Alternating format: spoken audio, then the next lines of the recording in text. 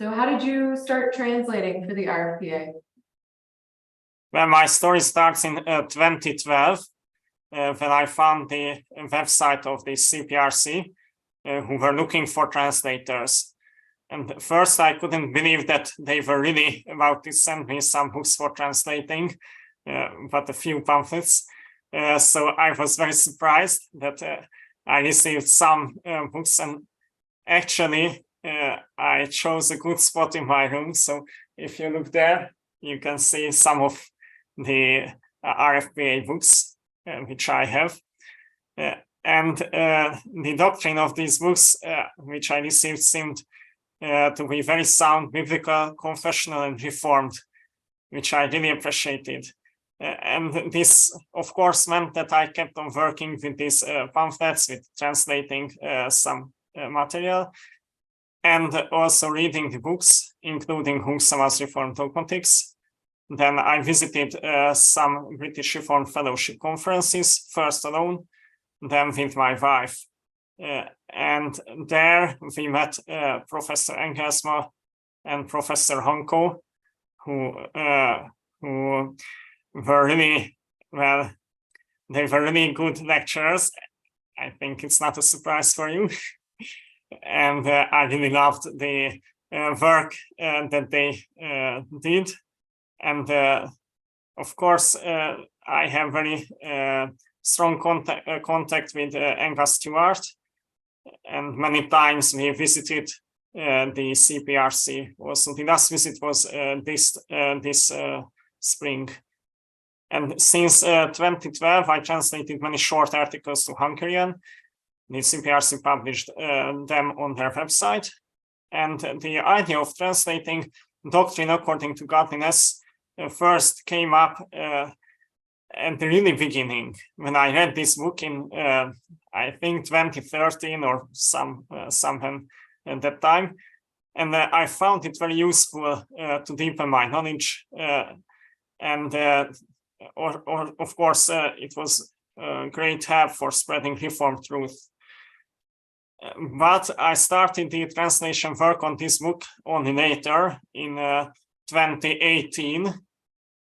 So after 5 or 6 years, as an assistant pastor at that time, I realized that this material was very helpful while preparing to Bible classes. And it was easy, and some short summary on various topics. So I always translated the parts which we discussed in the church, like when we were talking about the sacraments, baptism.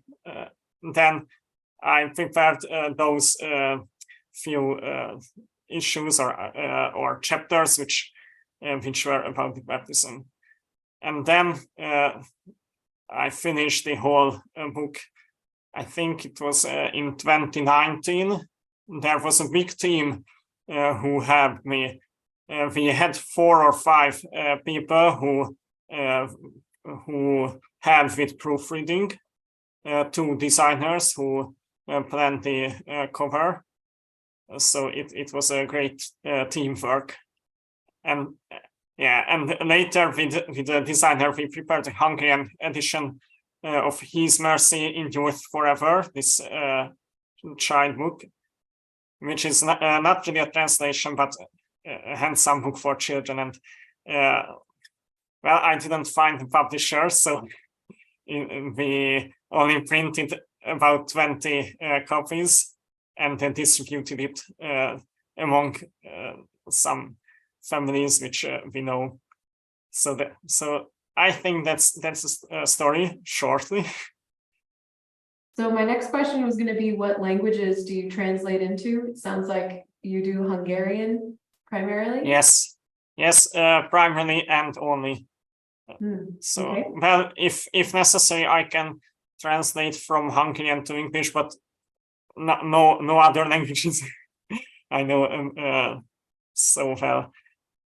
Actually, I speak some other languages, but I didn't translate anything from Dutch or German. What does the process of translation look like for you? So how do you start your translations? Well, it's hard to tell. Usually, the first step is to choose what to translate.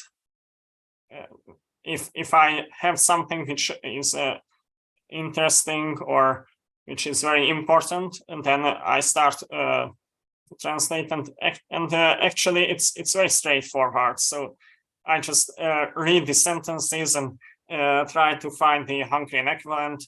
Sometimes you have very difficult sentence structures like these 4 or 5 or 6 line long sentences, and then it's a real challenge to find meaning, but I enjoy it. So that I think that's it. So you mentioned quite a few, but which RFPA books have you already translated or are currently translating? You said Doctrine According to Godliness. Yeah, well, actually, that's the only one which I translated. Now I'm working on a book which is not an RFPA book, but a book from the BRF. Ye are my witnesses. But that's written by Professor and Honko, I think Reverend Honko. So that also has some connections with the RFPA. So what do you typically do with the translations that you finish? You said you distributed some of His Mercy Endureth Forever. Do you give them to your congregation or? Yes, this book, the Doctrine According to Godliness, was printed in 500 hard copies. So we try to sell them. My last information is that about half of the copies are already sold, and I have some very good feedbacks on this book. So that means that these are very useful for the Hungarian Reformed people. I'm not very good on marketing, so I can do the translation, and I try to convince some people to read this book or to buy this book, but not on a large scale.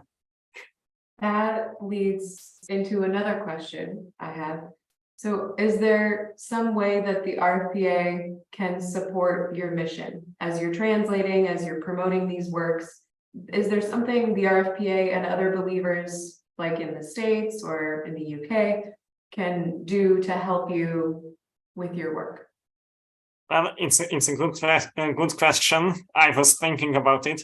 Of course, prayers are the best help, and well, this is a help which I received.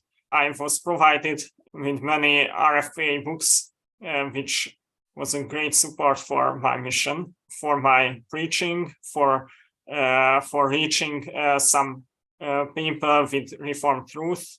And you should know that the publication of the Doctrine According to Godliness was made possible by the CPRC, so they paid for the printing of the books.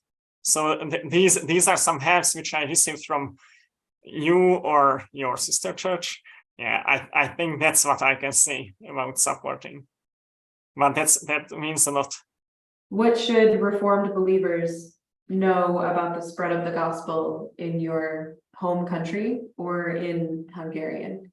Well, it's a long story, but I will try to keep it short. It started in the 16th century, in the Reformation time.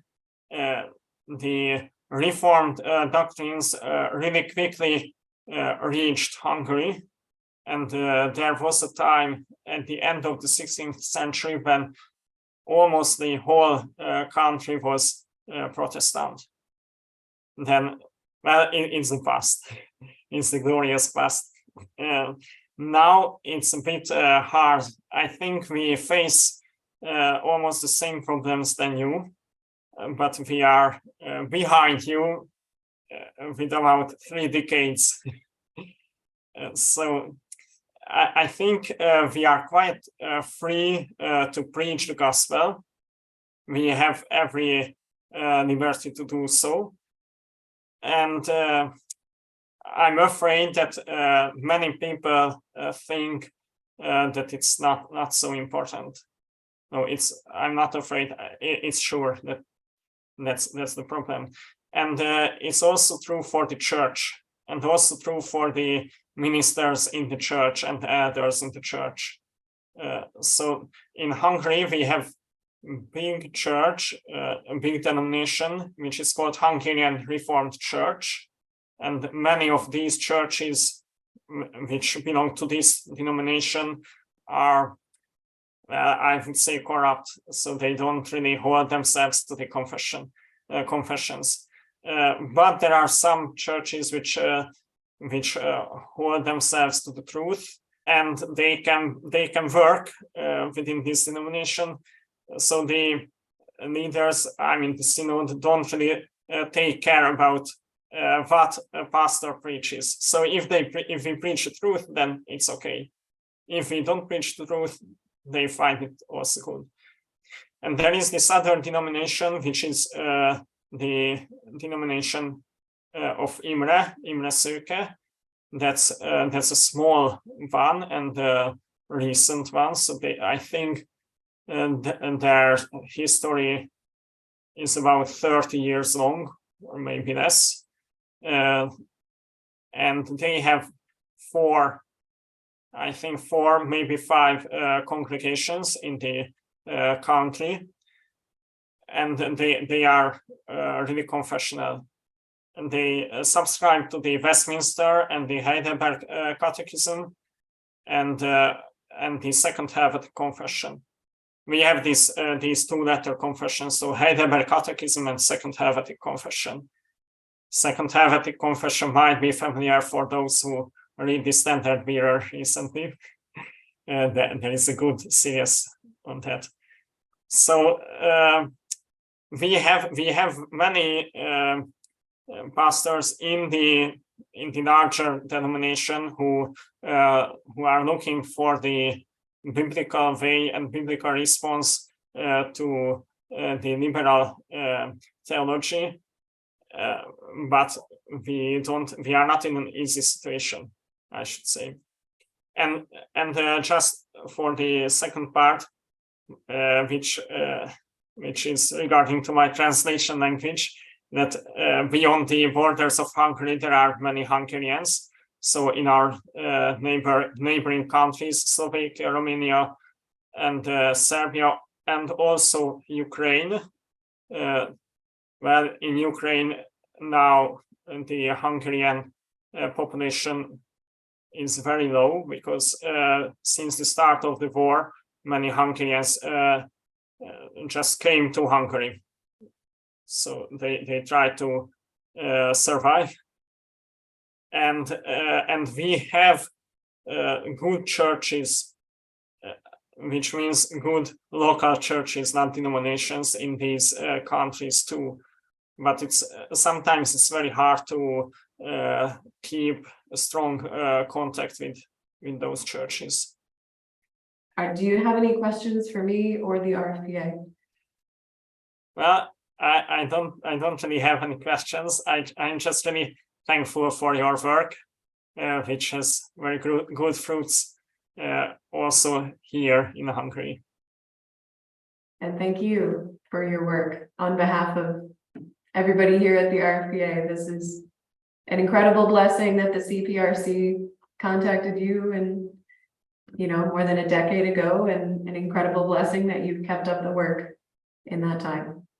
Yeah, but this has been wonderful. So thank you so much for your time, Balint. It's so nice to meet you. And now I know who I'm emailing when I email you questions about translations and so on and so forth. Yeah, this is great. We'll look forward to more work from you, and you can look forward to more help and support from us. And God bless you and your work. Thank you very much. Thank you. God bless you too.